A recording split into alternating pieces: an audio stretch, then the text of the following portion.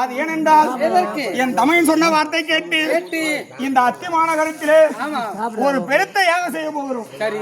அது எந்த யாகம் சொன்னா துரியோதனன் வெற்றி வீரயாகம் அப்படின்னு சொல்லுவாங்க.